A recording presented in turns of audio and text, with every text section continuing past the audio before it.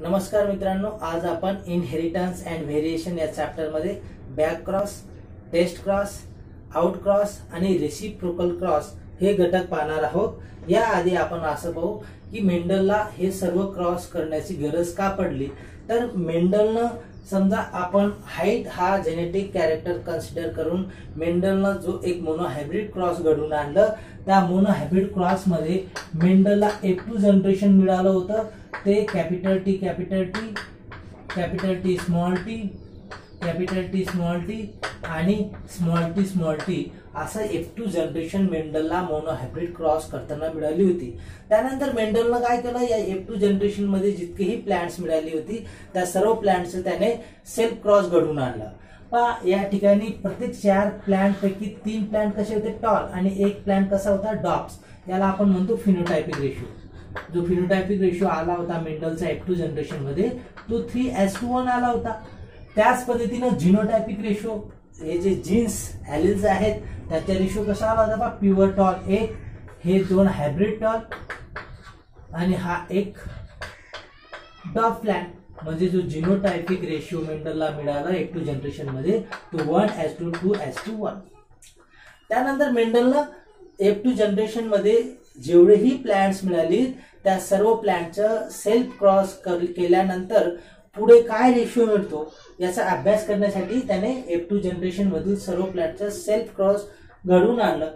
सर्वप्रथम त्याने जे डॉप्स प्लांट मिळाली होती F2 जनरेशन मध्ये त्याचं सेल्फ क्रॉस घडवून आणलं। म्हणजे या ठिकाणी समजा 3:1 फिनोटायपिक रेशो आहे, तर 25 प्लांट कसे असतील, डॉप असतील आणि 75 पॅरेंट्स कसे असतील, प्लांट्स कसे असतील, टॉल असतील। या 25 डॉप प्लांट्स पैकी मेंडलनं कोणतेही 2 प्लांट्स घेतली आणि त्याचा सेल्फ क्रॉस घडवून आणल्यानंतर जो F3 जनरेशन मिळणार आहे त्या F3 जनरेशन मध्ये प्लांटचं जीनोटाइप असेल स्मॉल टी। परत F3 जनरेशन मध्ये मेंडलला जितकेही प्लांट्स मिळाले असतील त्या प्लांट मधून 2 प्लांट्स मेंडलने घेतली आणि त्याचं सेल्फ क्रॉस घडवून आणलं।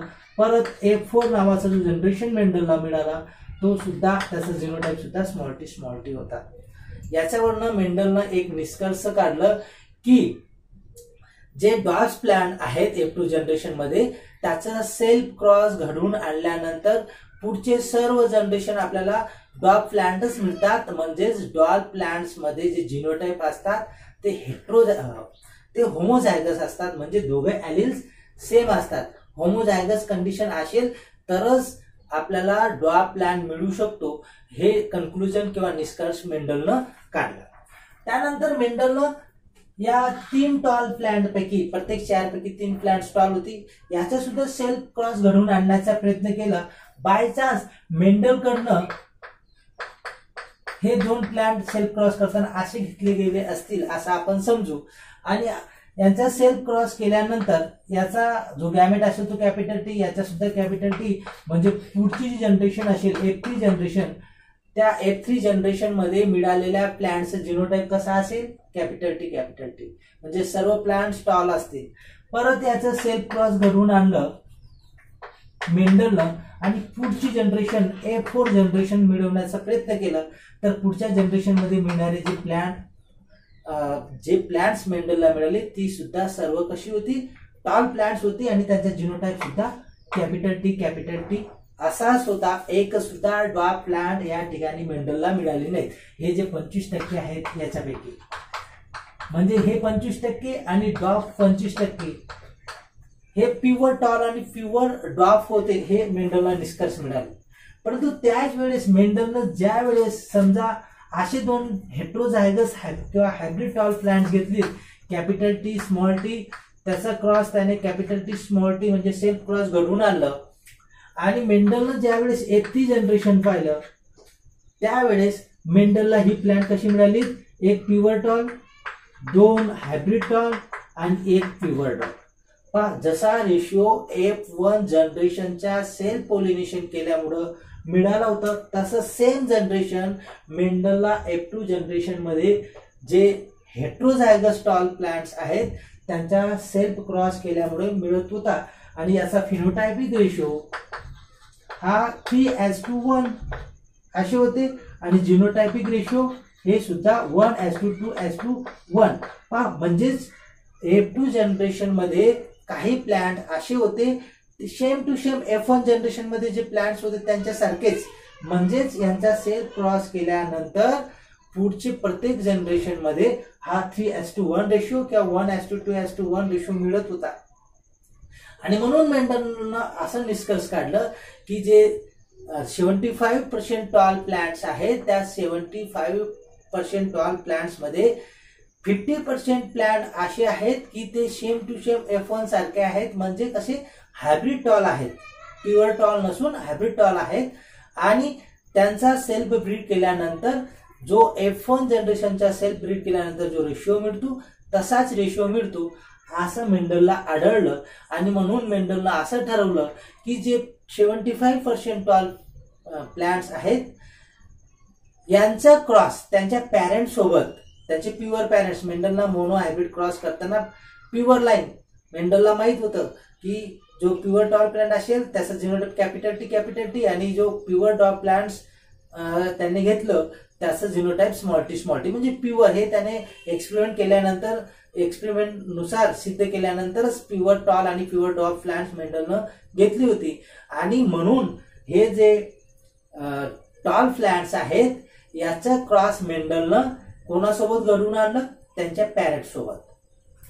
आणि या ठिकाणी जे plants same to same F1 generation सारखे आहेत म्हणून या क्रॉसला त्यांनी पुढे out cross, test cross, back cross आणि पुढे रेसिप्रोकल क्रॉस असं नाव दिलं. आपण पहिला पॉइंट पाहू या ठिकाणी out cross.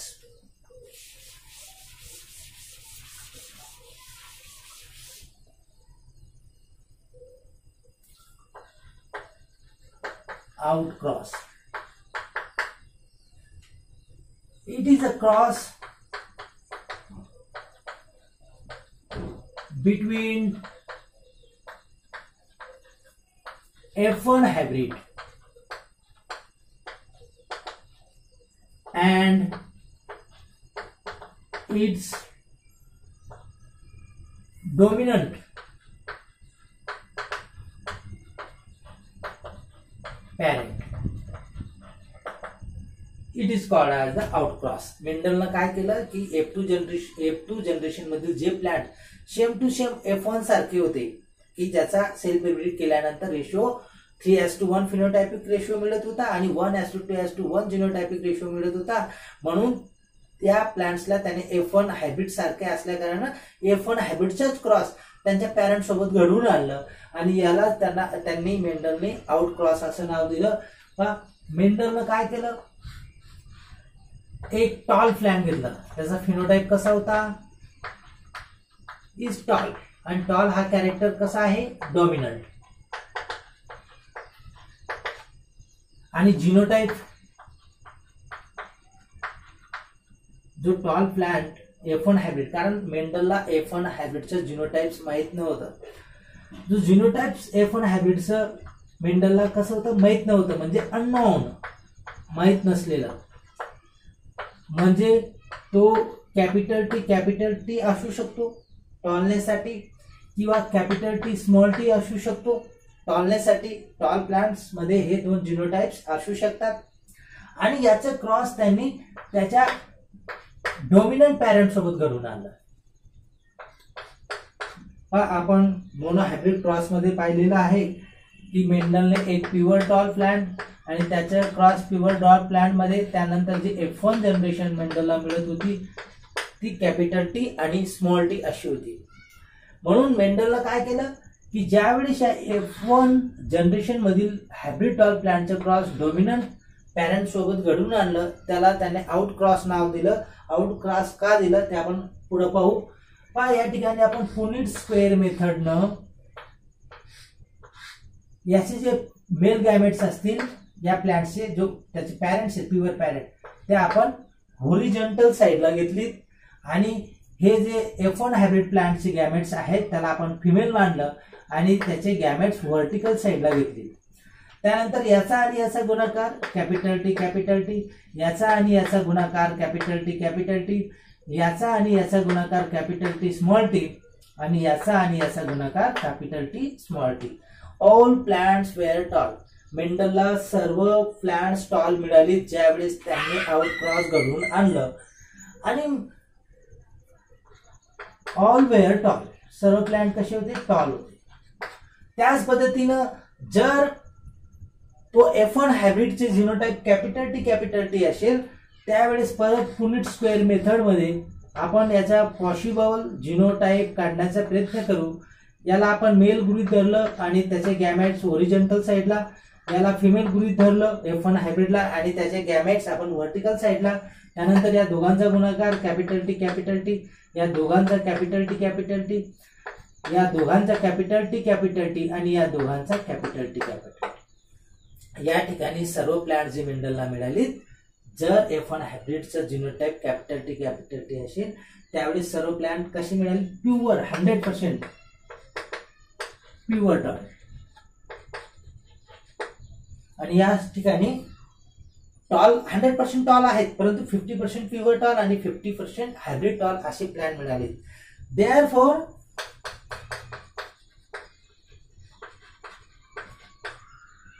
Therefore,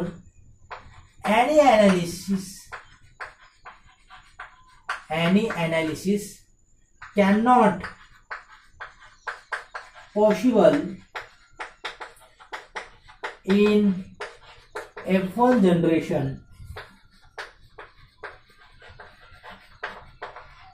Hence, it is called as the outcross. पहा हे आउटक्रॉस घडवून आणल्यानंतर मेंडलला F1 जनरेशन मध्ये जी प्लॅन्ट्स मिळाली ती सर्व कशी होती, टॉल होती. आणि त्यामुळे मेंडलला या सर्व टॉल प्लॅन्ट्स वरनं कुठलाही निष्कर्ष काढता आला नाही. म्हणून या क्रॉसला त्याने आउटडेटेड म्हणजे काही कामाचं नाही असं आउटक्रॉस म्हटलं. त्यानंतर आपण सेकंड पाहू, test cross.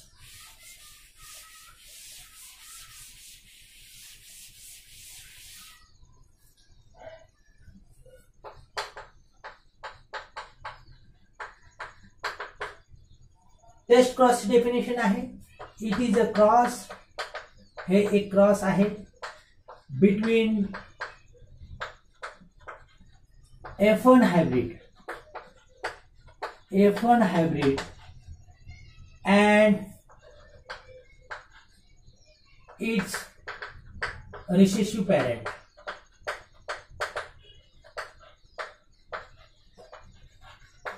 It is called as the test cross. आणि याला मेंडलनं टेस्ट क्रॉस असं नाव दिलं.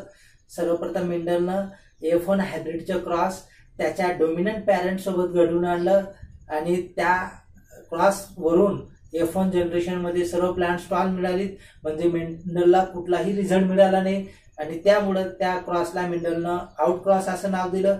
त्यानंतर मेंडलनं असं ठरवलं की आता आपण पॅरेंट्स चेंज करून पाहू. F1 हायब्रिड तोच असेल परंतु त्याचा क्रॉस आपण त्याच्या रिसेसिव्ह पॅरेंट सोबत घडवून आणू आणि त्यामुळे या क्रॉसला त्यांनी टेस्ट क्रॉस म्हटलं. कारण हे क्रॉस केल्यानंतर मेंडलला रिझल्ट मिळाला होता.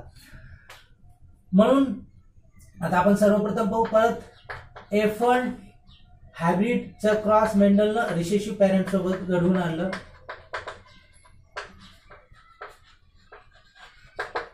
F1 हायब्रिडचा genotype capital T small T असू शकतो किंवा कॅपिटल टी असू शकतो. तर रिसेसिव्हचा जो जिनोटाइप असेल तो स्मॉल टी कारण मेंडलला हे माहित होतं.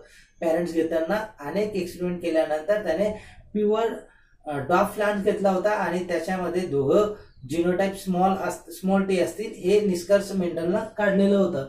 आणि म्हणून मेंडलनं परत एक प्लांट्स घेतला जो F1 हायब्रिड, त्याचा फिनोटाइप म्हणजे तो दिसायला कसा आहे तर तो दिसायला सर्व कशी होती 75% प्लांट्स टॉल होते F2 जनरेशन मध्ये.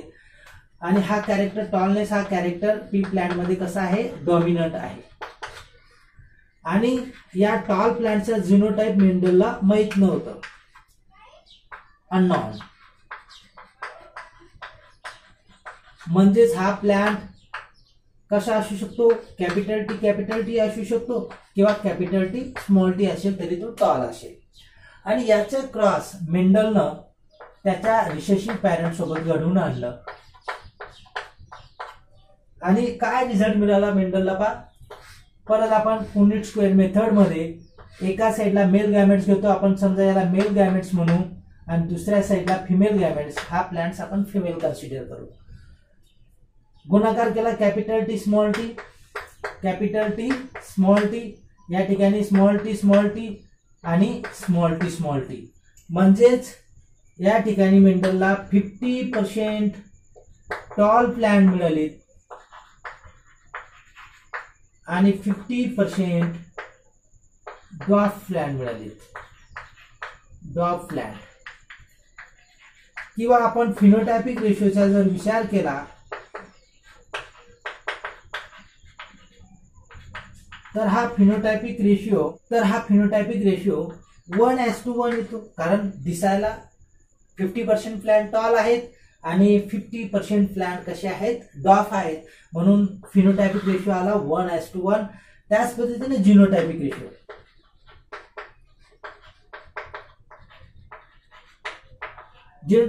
पहा कॅपिटल टी स्मॉल टी हे प्लांट्स किती होते 50%, आणि होमोझायगस स्मॉल टी किती होते 50%, म्हणून जिनोटायपिक रेशिओ सुद्धा 1:1 आला. आणि म्हणून काही वेळेस परीक्षेमध्ये विचारलं जातं की असं कुठलं क्रॉस आहे की त्याच्यामध्ये फिनोटायपिक आणि जिनोटायपिक रेशिओ हा सेम असतो, तर याचं एक उत्तर टेस्ट क्रॉस असू शकतो. समजा हा F1 हायब्रिड मध्ये उपस्थित असलेले जिनोटाइप कॅपिटल टी असेल, तर पुनिट स्क्वेअर मेथड नुसार आपण या प्लांटचे गॅमेट्स मेल कन्सिडर करून हॉरिझॉन्टली घेतलेत आणि या प्लांटचे गॅमेट्स फिमेल कन्सिडर करून व्हर्टिकल घेतलेत आणि यांचा गुणाकार केला. तर कॅपिटल टी स्मॉल टी याचा गुणाकार याच्याशी कॅपिटल टी स्मॉल टी आणि याच्याशी कॅपिटल टी स्मॉल टी. पहा 100% टॉल प्लांट मिळाली. जर प्लांट F1 हायब्रिड होमोझायगस असेल तर मिळणारी प्लांट 100% टॉल असतील. कसे, हेट्रोझायगस कंडिशन मध्ये हायब्रिड टॉल असतील. तर मेंडलनं या क्रॉसवरनं एक निष्कर्ष काढला, जर F1 हायब्रिड प्लांटचा जिनोटाइप हेट्रोझायगस असेल किंवा हायब्रिड टॉल असेल तो, तर त्यावेळेस आपल्याला 50% टॉल प्लांट मिळतील आणि 50% कसे प्लांट मिळतील, डॉर्फ्स. म्हणजेच त्याचा फिनोटायपिक रेशो 1:1 असेल आणि जिनोटायपिक रेशो सुद्धा 1:1 असेल. परंतु जर F1 हायब्रिड प्लांट्स हा होमोझायगस कंडिशन मध्ये असेल, कॅपिटल टी असेल, तर अशा प्लांट्स त्याच्या रिसेसिव्ह पॅरेंट सोबत क्रॉस घडवून आणल्यानंतर आपल्याला F1 जनरेशन मध्ये जे प्लांट्स मिळतील ती सर्व कशी असतील, तर सर्व 100% हायब्रिड टॉल प्लांट आपल्याला या ठिकाणी मिळतात. आणि याच्यावरनं मेंडलला एक कन्क्लुजन काढता आलं की आता त्याला समजलं, जर त्याच्या रिसेसिव्ह पॅरेंट सोबत F1 हायब्रिडला क्रॉस केल्यानंतर 50% टॉल आणि डॉर्फ प्लांट येत असेल, तर समजायचं की तो प्लांट कसा आहे, तर हायब्रिड टॉल आहे. जर ऑल 100% टॉल प्लांट मिळत असतील तर त्याला आपण होमोझायगस टॉल किंवा प्युअर टॉल प्लांट असे म्हणतो. आता या क्रॉस केल्यामुळं मेंडलला काय काय ओळखता आलं, तर सर्वप्रथम Mendel is able to know an individual, म्हणजे जो F1 इंडिव्हिज्युअल आहे, अन इंडिव्हिज्युअल जो F1 हायब्रिड प्लांट आहे, to know an individuals are homozygous, तो होमोझायगस आहे का, और हेटेरोझायगस की हेटेरोझायगस आहे फॉर डॉमिनंट कॅरेक्टर. आता या ठिकाणी टॉलनेस हा कॅरेक्टर डॉमिनंट आहे, तर तो हेटेरोझायगस आहे की होमोझायगस आहे हे टेस्ट क्रॉस करून मेंडलला ओळखता आलं. सेकंड पॉइंट, आपण टेस्ट क्रॉस केल्यामुळं आपल्याला फिनोटाइप माहित पडतं की जिनोटाइप प्लांटचं. फिनोटाइप तर आपल्याला पाहता क्षणी दिसतं, पाहता क्षणी आपण ओळखू शकतो की हा टॉल आहे की डॉर्फ. परंतु जिनोटाइप आपण हे टेस्ट क्रॉस केल्याशिवाय दाखवू शकत नाही किंवा ओळखू शकत नाही. म्हणून टू नो टेस्ट क्रॉस कशासाठी केलं गेलं मेंडलकडनं, to know the genotype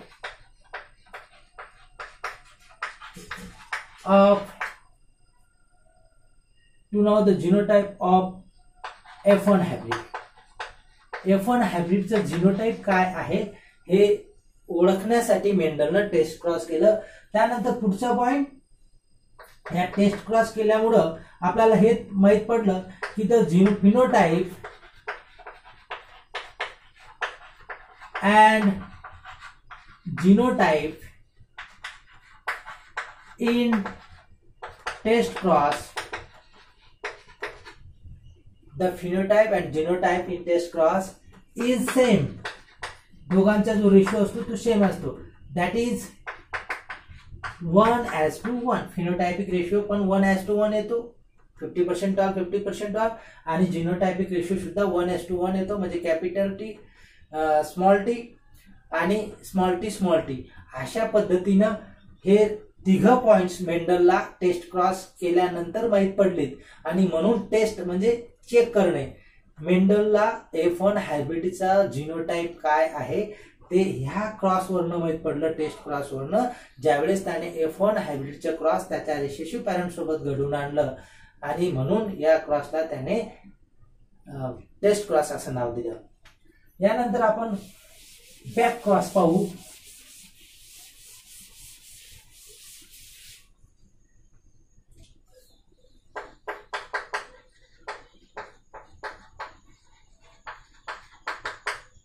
it is a cross, हे एक असं क्रॉस आहे बिटवीन, कोणाकोणामध्ये हा क्रॉस घडवून आणला जातो, F1 hybrid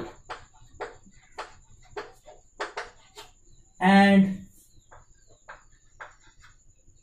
one of its parent. आणि त्याच्या पॅरेंट्स पैकी कुठल्याही एका पॅरेंट सोबत जर F1 हायब्रिडचं क्रॉस घडवून आणलं तर अशा क्रॉसला बॅक क्रॉस म्हणतो आपण. बॅक याचा अर्थ होतो मागे जाणे. म्हणजे जो आपल्याला मोनो हायब्रिड क्रॉस मध्ये F1 जनरेशन मिळतं, कॅपिटल टी स्मॉल टी असा F1 generation all plants were hybrid tall. तर या F1 हायब्रिड प्लांटचं क्रॉस एक तर त्याच्या डोमिनंट पॅरेंट सोबत घडवून आणणं किंवा F1 हायब्रिड प्लांटचा क्रॉस त्याच्या रिसेसिव्ह पॅरेंट सोबत घडवून आणणं, या दोघांना आपण बॅक क्रॉस असे म्हणतो. आणि म्हणून एक काही वेळेस परीक्षेमध्ये प्रश्न येतो की back cross is always test cross, true or false? False.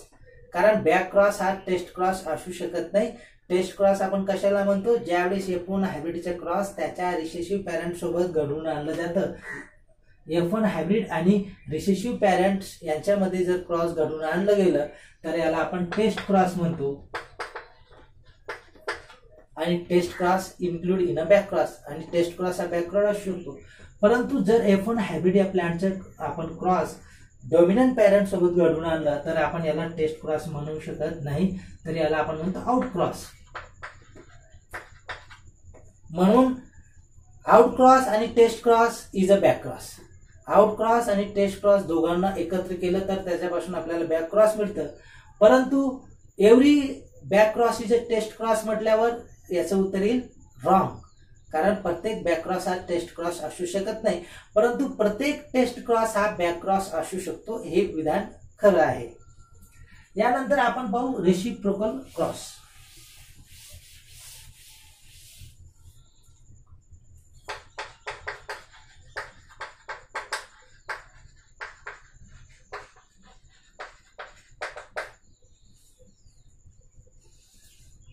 If in one cross, जर एका क्रॉस मध्ये इंडिव्हिज्युअल ए, एखादा ऑर्गॅनिझम ए असेल, समजा आपण ए आणि बी असे दोन प्लांट्स घेतलेत, तर individual A is used as male and B is used as female and त्याच वेळेस in other cross A is used as female and B is used as male, then such two sets of experiment is called as the reciprocal cross. पहा मेंडलनं नेमके काय केलं की मेंडलला परत अशी एक शंका होती की मेंडलनं दोन प्लांट घेतल्यानंतर पहा सुरुवातीला मेंडलनं समजा एक प्युअर डॉग प्लांट आणि त्याचं क्रॉस प्युअर डॉग प्लांट सोबत घडवून आणलं. त्यावेळेस त्याने एका या समजा हा ए प्लांट आहे याला फिमेल मानलं. फिमेल मानलं म्हणजे काय की हा बायसेक्शुअल फ्लॉवर असतो पी प्लांट्स मध्ये. या प्लांट्सच्या फ्लॉवर मधनं अँथर्स रिमूव्ह केलेत म्हणजे मेल पार्ट्स रिमूव्ह केल्यानंतर त्याला आपण इमॅस्क्युलेशन असे म्हणतो. इमॅस्क्युलेशन केल्यामुळं मेल पार्ट्स या फ्लॉवर मध्ये आता नाही म्हणून या ठिकाणी फक्त फिमेल पार्ट आहे. म्हणून मेंडलनं एका वेळेस पहिल्या एक्सपेरिमेंट मध्ये या प्युअर डॉग प्लांटला फिमेल मानलं. तर हा जो प्युअर डॉग प्लांट आहे याला त्यांनी मेल मानलं कारण या प्लांटच्या फ्लॉवरवर येणारे जे अँथर्स आहेत अँथर्सवर पोलेन असतील आणि हे पोलेन्स या फिमेल प्लांटच्या स्टिग्मावर त्याने डस्ट केल्यामुळं याला त्याने काय मानलं फिमेल आणि या प्लांटला मेल मानलं. यांचं क्रॉस केल्यानंतर F1 जनरेशन मेंडलला मिळाली आणि या ठिकाणी सर्व प्लांट कशी होती ऑल वेअर टॉल. या F1 चं सेल्फ ब्रीडिंग केल्यानंतर मेंडलला F2 जनरेशन मिळाली आणि या ठिकाणी मेंडलला जो रिझल्ट मिळतो तो एक प्युअर टॉल, दोन हायब्रिड टॉल आणि एक डॉग प्लांट म्हणजेच फिनोटायपिक रेशो असतो 3:1. प्रत्येक 4 प्लांट पैकी 3 प्लांट कसे असतात टॉल आणि एक प्लांट कसा असतो डॉर्फ. आणि याचा जिनोटायपिक जो हा फिनोटायपिक रेशो 3:1 आणि याचा जिनोटायपिक रेशो मेंडलला मिळाला 1:2:1. आता मेंडलनं काय केलं एक दुसरं सेट ऑफ एक्सपेरिमेंट घेतलं. सेम सर्व कॅरेक्टर्स असतील फक्त मेंडलनं आता जो बदल केलेला आहे तो बदल असा की sex of plants are change. प्लांटचा जो सेक्स होता तो चेंज केला किंवा जेंडर ऑफ प्लांट्स चेंज. म्हणजेच पहिल्या एक्सपेरिमेंट मध्ये या प्युअर टॉल प्लांटला मेंडलनं फिमेल प्लांट म्हणून गृहीत धरलं होतं. तर सेकंड सेट ऑफ एक्सपेरिमेंट मध्ये आता त्याने हा प्युअर डॉग प्लांट आहे याला फिमेल म्हणून गृहीत धरलं. आता गृहीत धरणं म्हणजेच काय या प्लांटच्या फ्लॉवर मधनं एमॅस्क्युलेशन या प्रोसेसने अँथर म्हणजे मेल पार्ट्स रिमूव्ह केल्यानंतर हा फिमेल म्हणून गृहीत धरला जाईल आणि या प्युअर टॉल प्लांट्सच्या पोलेन्स या फिमेल प्लांट्सच्या स्टिग्मावर डस्ट केले जातील म्हणून हा आता काय झाला मेल. म्हणजेच मेंडल्सनं सेकंड एक्सपेरिमेंट मध्ये काय केलं फक्त प्लांट्सचं जेंडर किंवा सेक्स ऑफ प्लांट्स चेंज केलं. त्यानंतर परत यांचं फर्टिलायझेशन झाल्यामुळे F1 प्लांट्स मिळाली त्यानंतर F2 प्लांट्स मिळाली परंतु रिझल्टवर कुठलाही परिणाम झाला नाही. जो या ठिकाणी F1 जनरेशन मध्ये पहिल्या एक्सपेरिमेंट मध्ये F1 जनरेशन मध्ये मेंडलला सर्व प्लांट्स टॉल मिळाली. सेम रिझल्ट मेंडलला सेकंड एक्सपेरिमेंट मध्ये सुद्धा मिळाला. F1 जनरेशन मध्ये ऑल प्लांट्स वेअर टॉल. सर्व प्लांट कशी होती टॉल होती. त्यानंतर त्याने F1 चं सेल्फ ब्रीड केलं परत F2 जनरेशन मिळाली आणि F2 जनरेशन मध्ये जो रेशिओ फिनोटायपिक किंवा जिनोटायपिक होता तो पहिल्या एक्सपेरिमेंट सारखाच होता आणि म्हणून जरी आपण प्लांटचं सेक्स चेंज केलं किंवा जेंडर चेंज केलं तरी रेसिप्रोकल क्रॉस झाल्यामुळं कुठलाही बदल त्या रेशिओवर F1 आणि F2 जनरेशनच्या रेशिओवर होत नाही. याला मेंडलनं रेसिप्रोकल क्रॉस असं नाव दिलं.